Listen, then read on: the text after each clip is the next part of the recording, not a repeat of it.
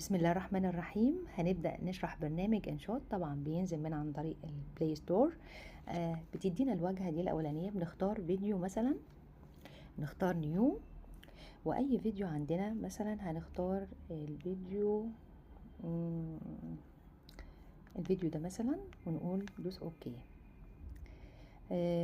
عندنا هنا بنلاقي مجموعة من الأدوات اللي بنستخدمها لتعديل الفيديو، اللي هي هنا عندنا تكست، وعندنا اوديو، وعندنا ديليت، وعندنا سبليت، وعندنا فلتر. كل هذه الادوات ده بمبدئيا اول حاجه بنعملها بنحدد حجم صوره الفيديو. لو احنا مثلا عايزين صوره الفيديو على مثلا التيك توك او اليوتيوب، هنختار مثلا اليوتيوب. دي اول حاجه. تاني حاجه عندنا هنا لو عايزين نضيف، بنختار الفيديو بتاعنا.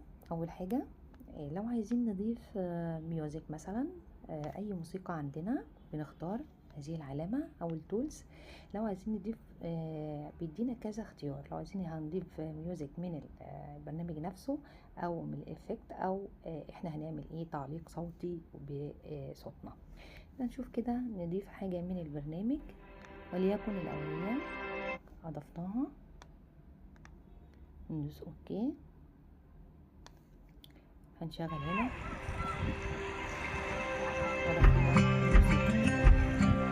دي اول حاجه. تاني حاجه لو عايزين نضيف ستيكرز، بنختار الفيديو ونضيف الستيكرز.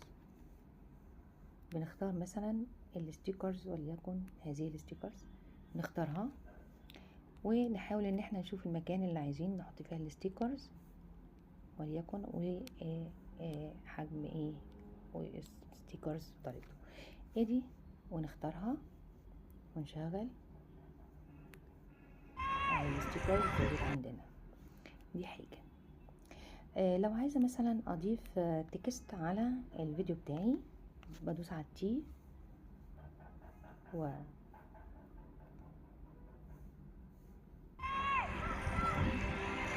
عايزة اختار مثلا تكست بدوس على التي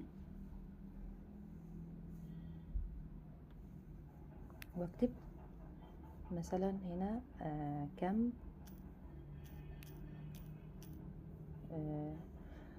البحر، على البحر الأحمر،